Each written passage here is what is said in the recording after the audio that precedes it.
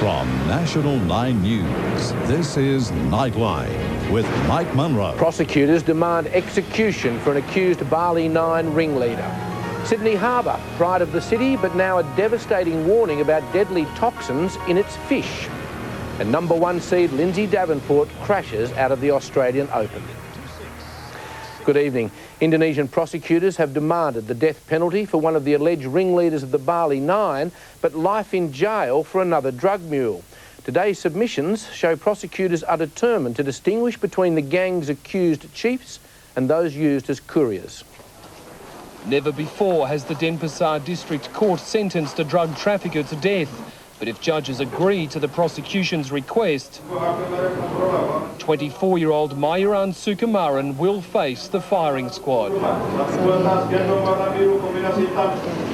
Clearly stunned, Sukumaran turned towards those who say he should die for his alleged crimes.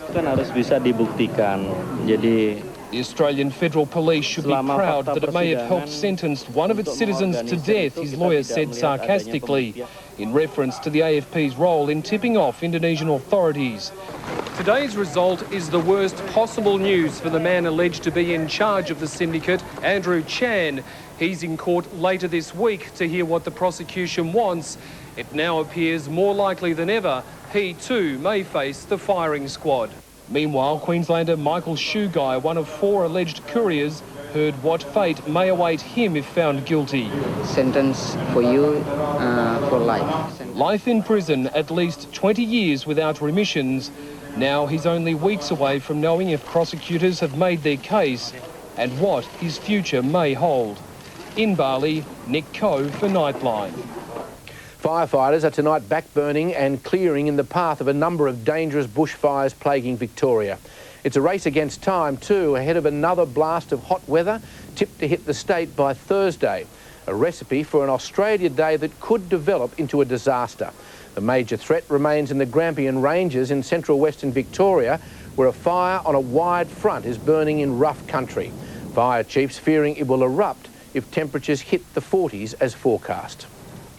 There were words of love and praise today for the volunteer firefighter killed yesterday near Yea, northeast of Melbourne. 42-year-old brigade captain Trevor Day died when the tanker he was riding in rolled down an embankment. The truck is believed to have flipped twice before landing back on its wheels. 3 other firefighters were injured in the crash. I remember rolling over and somehow ended up behind the truck, and it was still rolling. Captain Day leaves behind a wife and 4 children. The days of cooking up a fish caught in Sydney Harbour are over, at least for now. Tests on harbour fish have found dangerous levels of deadly toxins which can cause birth defects and cancer. The findings have prompted a ban on commercial fishing and a warning to anglers not to eat their catch under any circumstances. There's nothing wrong with the water. In fact, it's the cleanest it's ever been. Just be careful of anything that swims in it, for the next 3 months anyway. I would now adhere to the recommendation of not eating fish from the harbour. The problem stems from the countless thousands of tonnes of industrial waste dumped into the harbour over the past century, much of it from chemical plants on the Rhodes Peninsula and around Homebush Bay. It is only in much more recent years that we have understood how dangerous the contaminants produced from that industry are. Today, harbour anglers said they thought the problem had long been insignificant and remote. But further up the river, but the thing is, I thought they'd got rid of those.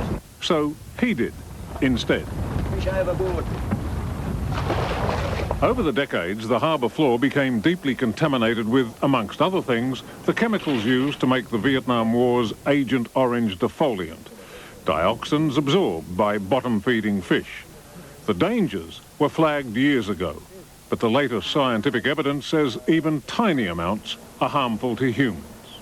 The government says it's hopeful of finally getting this site cleaned up in about a year from now, but no one's sure just how long the legacy of all the poisonous industrial waste is going to remain in Sydney's fish stock.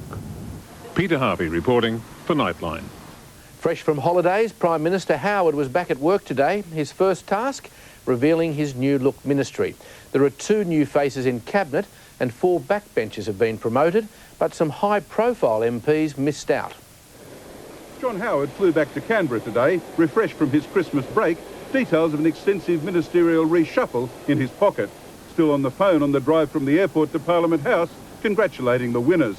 The announcement came quickly. I commend this new lineup to all of you. Promoted to cabinet rank from the junior ministry are West Australian Julie Bishop in the education portfolio and Queenslander Mal Brough, who becomes Minister for Families, Community Services and Indigenous Affairs. The Prime Minister rang me this morning and said that he had some good news, and I'm absolutely delighted and thrilled to have this portfolio. Elevated from the backbench, Queensland Senator Santo Santoro is the new Minister for Ageing. Bruce Wilson from Victoria takes over Veterans Affairs. Another Victorian, Sharman Stone, gets the Workforce Participation portfolio, and Gary Nairn from New South Wales is Special Minister of State.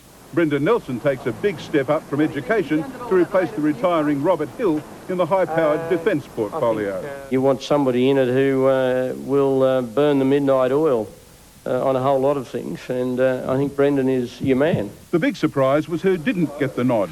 2 high flyers, millionaire Malcolm Turnbull and former Liberal Party Federal Director Andrew Robb, MPs since the last election, were tipped to become ministers but have to be content with the much lowlier rank of Parliamentary Secretary. The Nationals lost a place in the ministry. Deanne Kelly was the one dumped because yesterday's defection of National Senator Julian McGorran to the Liberals meant a change in the balance between the coalition parties. Politics, as you all know, is remorselessly governed by the laws of arithmetic. One glaring aspect of the reshuffle is that key backbench supporters of Treasurer and would-be leader Peter Costello have again been passed over. That doesn't necessarily mean that Mr Howard's decided to stay on for the next election, but it's another clue that will feed into the speculation. Laurie Oates for Nightline. The Queen's baton has arrived in Australia to begin the last leg of its journey to Melbourne for the Commonwealth Games opening ceremony. It touched down in Sydney and will be carried around the nation before entering the home straight. After an odyssey spanning 10 months and nearly 160,000 kilometres, the Qantas 737 carrying the baton from New Zealand arrived at Sydney Airport just after 10 a.m. With school children looking on, 14-year-old Sophie Healy was given the honour of escorting the baton onto Australian soil for the first time. The Auckland teenager joining Sydney schoolgirl Carly Roger to present the baton to Prime Minister John Howard as it prepares for its final lap around Australia. The whole time I was sitting in my seat, scared that I'd fall over or do something embarrassing, but I was so proud. Starting at London's Buckingham Palace last March, the baton has visited all 71 Commonwealth countries in the longest ever relay. Tomorrow it will begin another journey, the task of leading the Sydney leg given to 62-year-old Ron Richter, in recognition of his lifetime service to little athletics. Still trying to come to grips with it, nearly had to pick myself up off the floor when I got that phone call. From here in Sydney, the baton will travel more than 21,000 kilometres by land, air and sea as it makes its way down to Melbourne for the opening ceremony at the MCG on March 15. Organisers hope the baton's arrival will help boost ticket sales for the Games, with just over 500,000 seats still available. Melbourne will sparkle. We're ready to host what is going to be probably one of the best games ever. I think you'll probably see the most professionally run blockbuster sporting event on earth. Nick Johnston for Nightline. Kerry Packer will be farewelled with a memorial service televised live on the 9 network. It'll be held here in the concert hall at the Sydney Opera House on the 17th of February. The state service was offered to the Packer family by Prime Minister Howard after Mr Packer's death on Boxing Day. The guest list will include Australians from the political, business and sporting arenas, and invitations will also be extended to several of Mr Packer's overseas business and sporting friends. Coming up after the break on Nightline, new arrests over revenge attacks for the Sydney riot, and the fake rock reigniting some old spy tensions between the British and the Russians.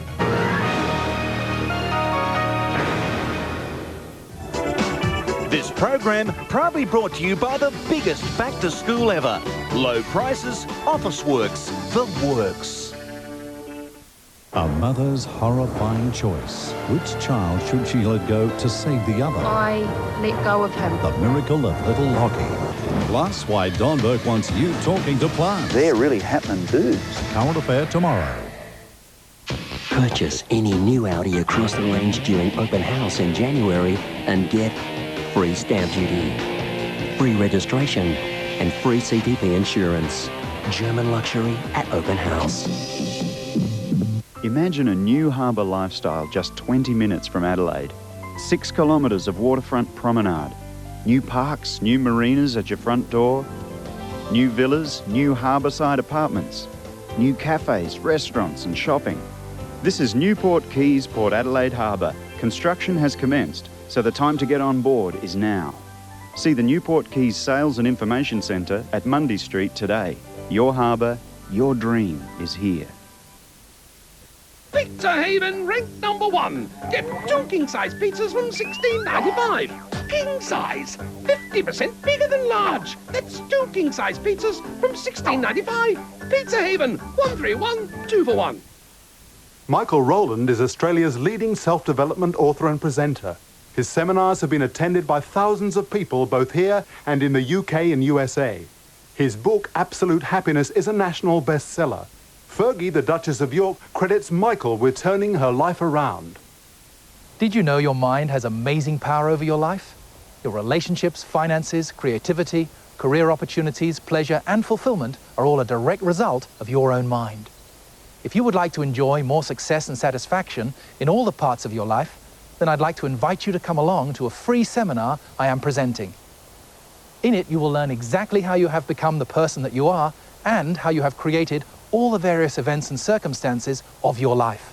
It is practical information that is easy to apply. Come by 7:30 p.m. to the Adelaide Town Hall on any evening from tonight through Thursday night inclusive. I'll see you there.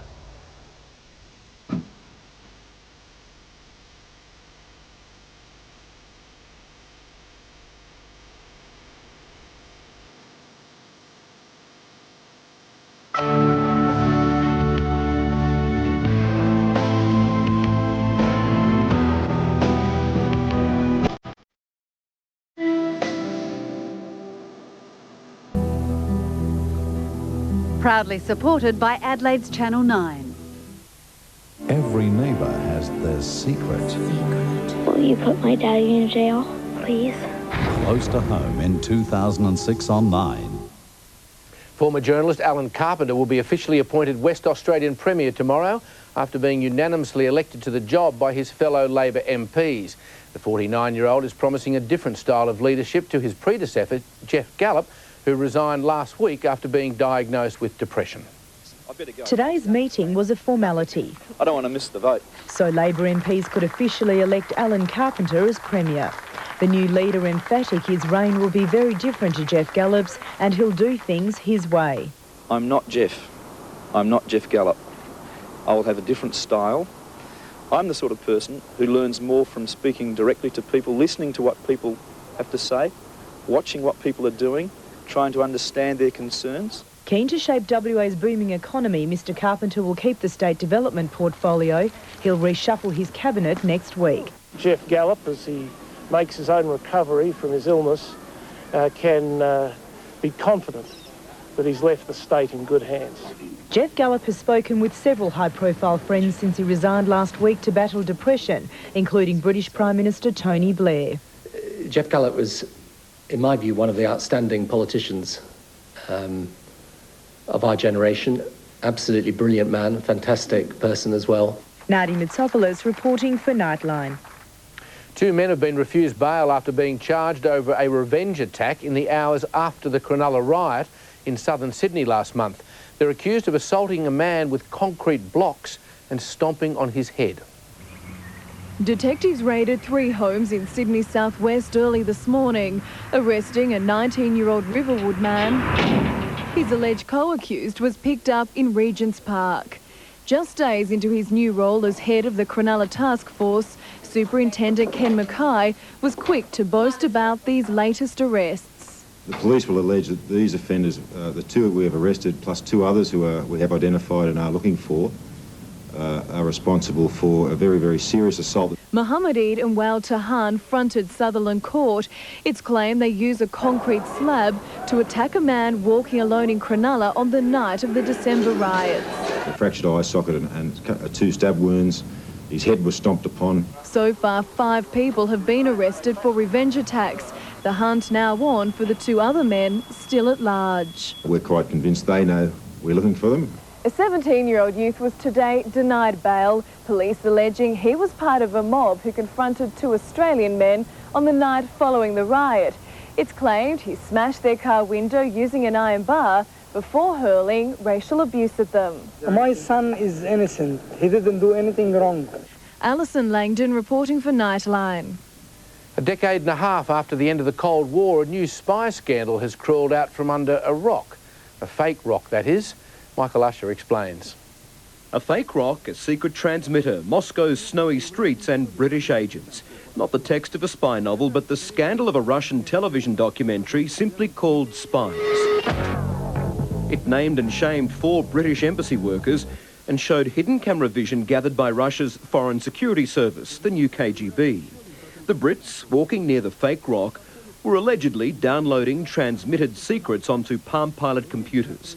Sometimes they gave the spy stone a kick or carried the whole thing away. Russia was taking it all very seriously. Tony Blair wasn't.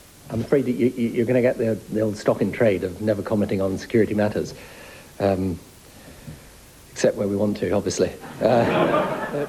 Despite the official denials, the British government was putting a bit of spin around Westminster today, suggesting it might have all been a setup, some political tit-for-tat between British and Russian officials. Perhaps retaliation from the Russians, who for some time have accused the British of funding humanitarian and aid groups to gather intelligence against Vladimir Putin's government. In London, Michael Usher for Nightline. Nightline Sport is up next, including the cricket, South Africa and Sri Lanka in a crucial encounter at the Adelaide Oval, and the big names continue to fall at the Australian Open.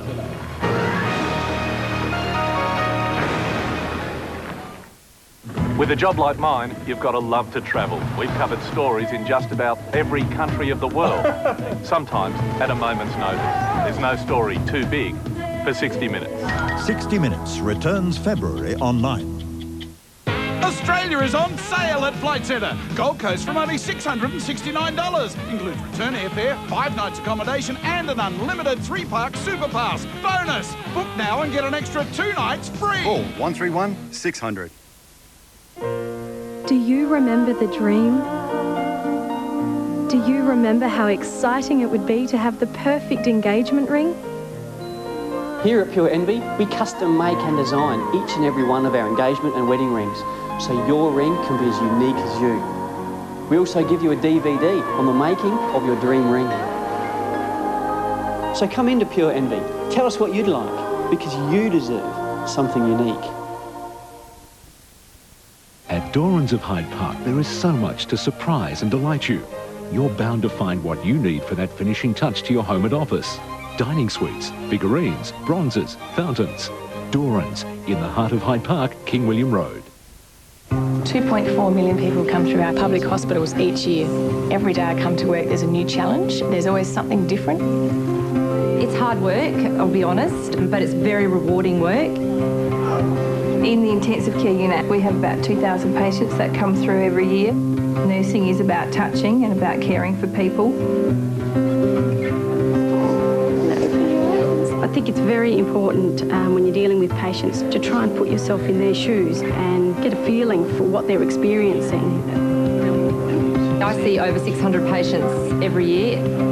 That's a lot of chocolates. There's a lot of focus on new drugs and new equipment and the best monitoring, but sometimes someone just needs a blanket and some reassurance and a nice word. I believe nurses are the heart of the health system.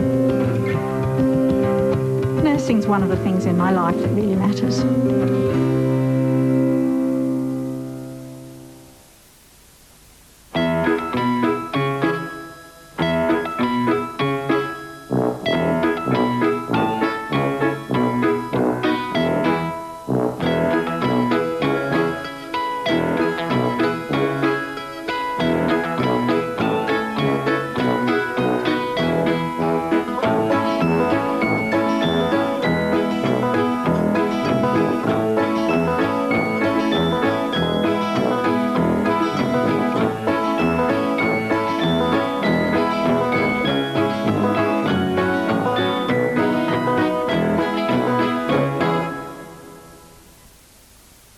find a change in your breasts, see your doctor.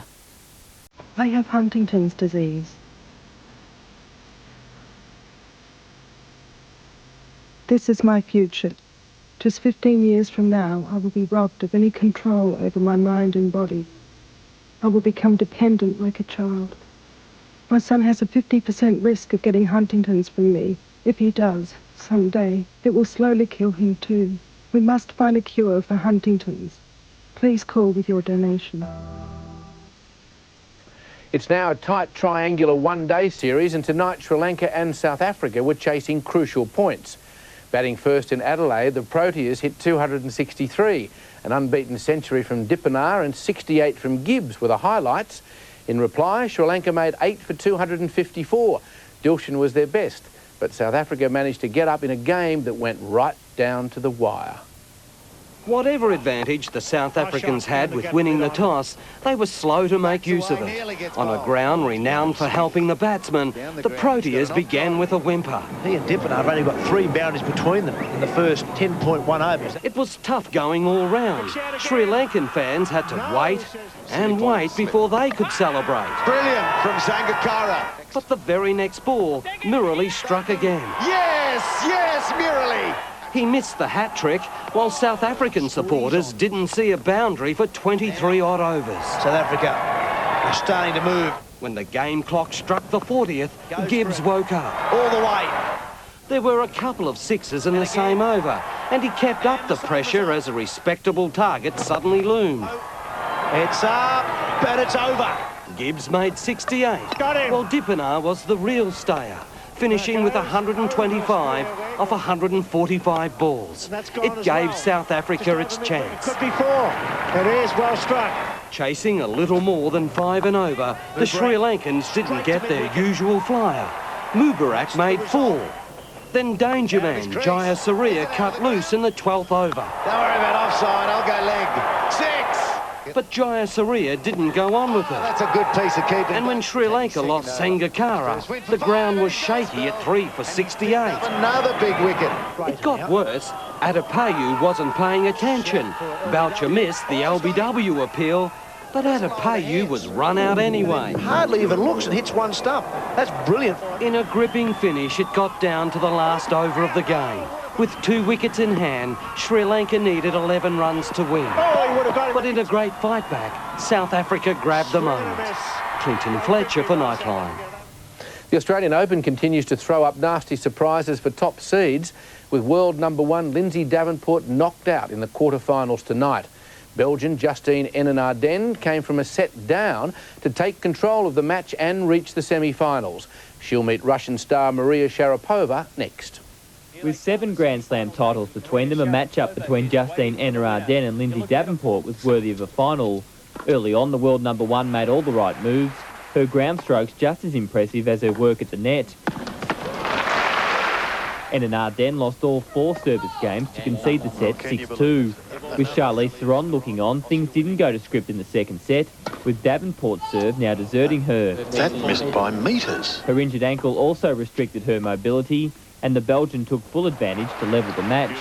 Davenport gave Henin-Ardenne some of her own medicine in the third, but the 8th seed was in full control from the back of the court, her trademark backhand in full swing as she set up a semi-final showdown with Maria Sharapova.